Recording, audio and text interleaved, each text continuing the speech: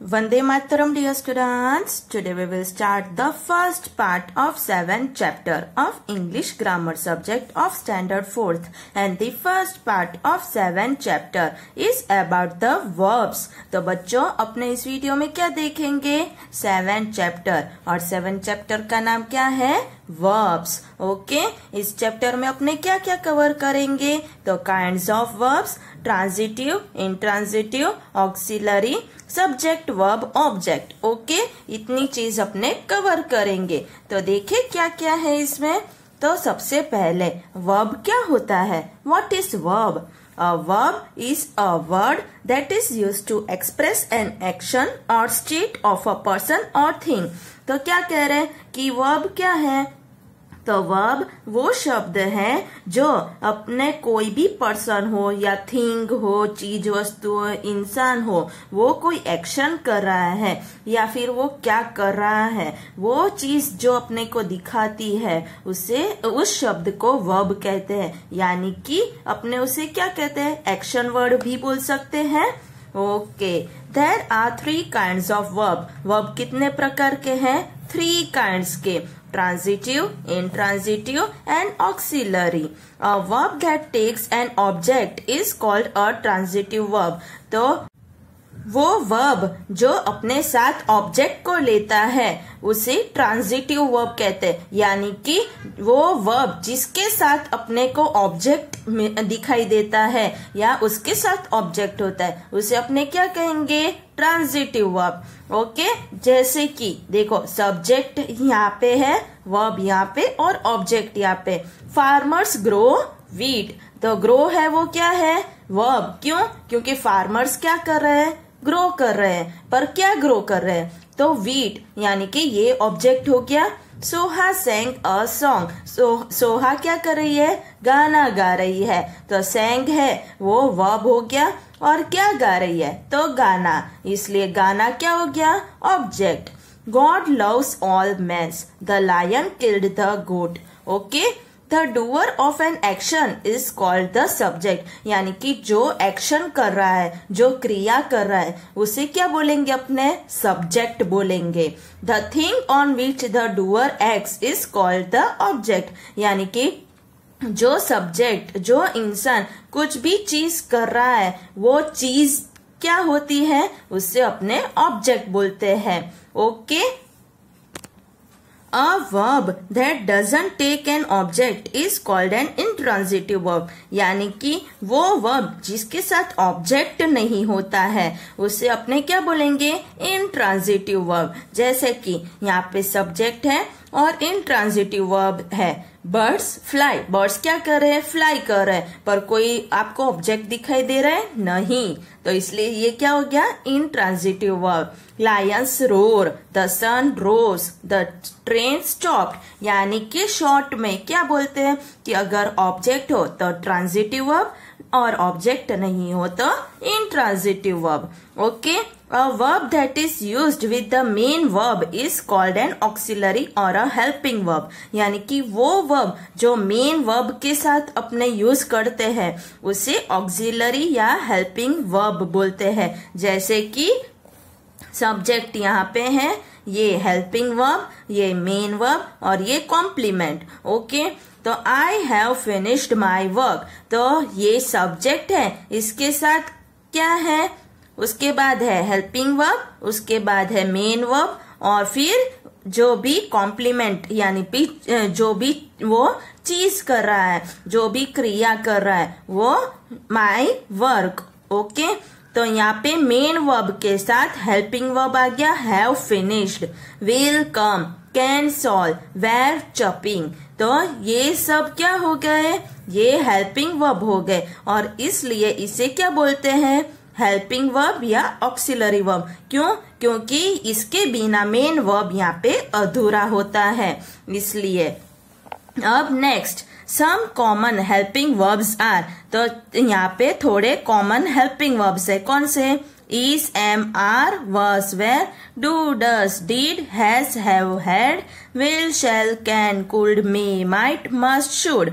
Okay, अब note, a helping verb can take V1, V3 और V1 plus ing as the main verb. यानी कि helping verb है वो अपने किसके साथ लगा सकते हैं? तो V1 के साथ या V3 के साथ या V1 plus ing के साथ अपने लगा सकते हैं उसे मेन वर्ब की तरह. You have already learnt about the V1, V2, V3 and V1 plus ing forms of some verb. तो आपने देख ही लिया है V1 क्या होता है, V2 क्या होता है, V3 क्या होता है और V1 plus ing क्या होता है. ये सारे क्या है? तो डिफरेंट फॉर्म्स ऑफ वर्ब्स है, राइट. अब अपने कुछ एक्सरसाइज देख लेते हैं. एक्सरसाइज क्या है? Test your self.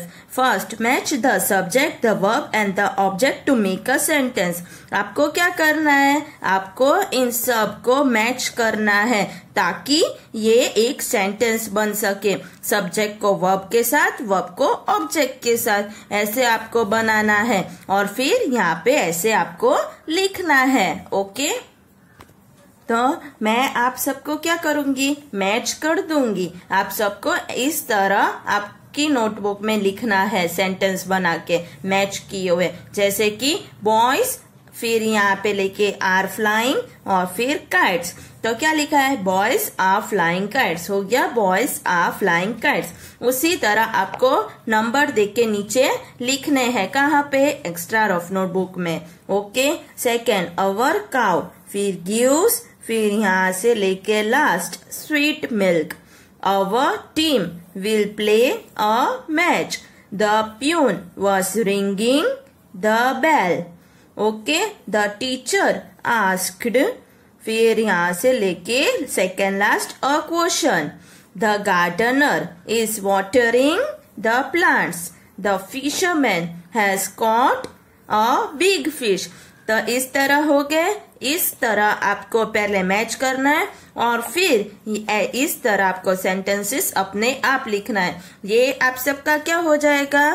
तो ये आपका होमवर्क हो जाएगा कि आपको अपने आप लिखना है सेंटेंसेस यहाँ पे मैच किए हुए उसको. Okay, question 2, complete each sentence with a suitable verb from the box. आपको क्या करना है? नीचे जो सेंटेंसेस दिए हैं इनको आपको कंप्लीट करना है. कंप्लीट कैसे करोगे? तो वर्ड्स को आप यहाँ से बॉक्स में से लोगे. First one, Miss Jane teaches English. Teaches आ गया. My friend bought a book. तो बॉट आ गया. The sun rises in the east. Rises आ गया. Birds live in green trees. तो लिव आ गया. फिर Latika sang a sweet song. तो sang आ गया. Birds crow in the morning. तो crow आ गया. She has won the first prize. तो won आ गया. An old beggar stood at the gate. तो stood कहाँ है? ये रहा. तो इस तरह आपको सब ये ऐसे लिखने हैं. अब नेक्स्ट देखो पेज नंबर 39 पे. Third question, what can this animals do or not do? Write questions and their answers and you can use verbs from the box. तो आपको क्या करना है कि ये जो सारे बर्ड्स एनिमल्स हैं ये लोग क्या कर सकते हैं यहाँ पे है. तो आपको ये जो बॉक्स है इसको यहाँ से मैच करने हैं और फिर आपको क्या करना है? क्वेश्चंस भी बनाने हैं और आंसर भी लिखने हैं. ओके, कैसे करोगे? कैट, तो कैट्स क्या कर सकते हैं? कैट्स क्लाइंब कर सकते हैं ट्रीज. तो कैसे लिखना है? What can cats do? Cats can climb trees. Question answer हो गया. फिर सेकेंड दूसरा कैसे लिखोगे? What can't cats do? तो वो लोग क्या नहीं कर सकते? तो कैट्स कांट फ्लाई. तो यहाँ पे है फ्लाई, तो वो लोग फ्लाई नहीं कर सकते. ओके, तो इस तरह आपको आंसर और क्वेश्चंस दोनों लिखने हैं कि वो लोग क्या कर सकते हैं, क्या नहीं कर सकते हैं. ओके, फिर next, what can the fish do?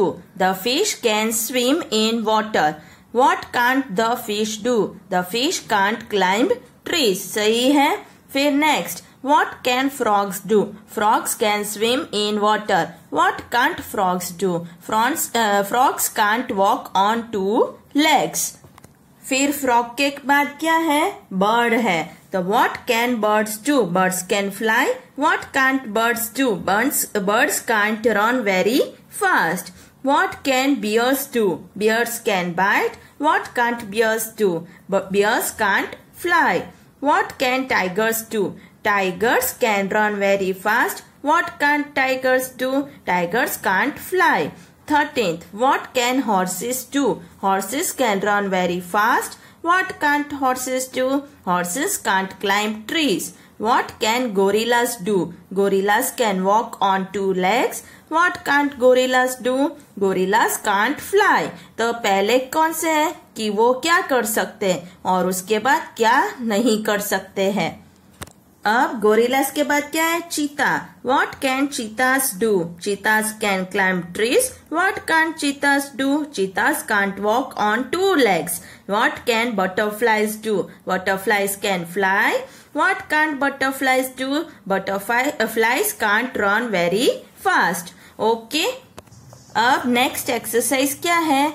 4th. Right a suitable object for each sentence. तो आपको आंसर्स लिखने हैं. ये आप अलग भी लिख सकते हो. तो पहला क्या है? पहला है Mehak made tea. Girls plucked flowers. Saumya bought butter. We must speak the truth. We mustn't tell lies. Tony has learnt his lesson. I have asked you a question. The police caught the thief. अब next page पे 40 number page पे question 5. Write a suitable subject for each sentence. तो subject आप change भी कर सकते हो. The barber cut my hair. The peon rang the bell. The carpenter made a table. The fisherman caught a fish. The postman brought a letter. The hunter aimed at the bird. The gardener watered the plants. The farmer is plowing the field. अब question number 6 क्या है? Make sentences using the following as helping verbs. तो आपको क्या करना है? आपको यहाँ पे जो बॉक्स में वर्ड्स दिए हैं हेल्पिंग वर्ब्स, उनको आपको क्या करना है? उनकी मदद से आपको सेंटेंस बनाने हैं. और फिर क्या करना है? Circle the helping verbs and underline the main verb in your sentence. पहले सेंटेंस बनाना है, फिर हेल्पिंग वर्ब हो उसको आपको सर्कल करना है और जो मेन वर्ब हो उसको आपको अंडरलाइन करना है. जैसे कि पहला क्या है? He was telling the truth. तो was helping verb, telling main verb. Boys are playing in the street. तो ये किया. Next, she is going to the market. She has got fever. तो देखो यहाँ पे हेल्पिंग वर्ब है, उनको मैंने सर्कल किया है और मेन वर्ब है उसको अंडरलाइन किया है. He will go to Delhi next week. I am coming to your house. You have been a liar. I shall buy a new bag. What are you doing here? I do not see horror movies. She can speak English. She was singing a song. Does she tell a lie? You could speak the truth. We were walking along the canal. Did you throw stones at the birds? We should love birds and animals. तो इस तरह आपको क्या करना है? Exercise करनी है. Okay, सबको समझ में आ गया? आप सबको क्या करना है? अब आप सबको चैप्टर को अच्छे से पढ़ना है और फिर एक्सरसाइजेस को एक्स्ट्रा रफ नोटबुक में लिखना है. ओके, वंदे मातरम.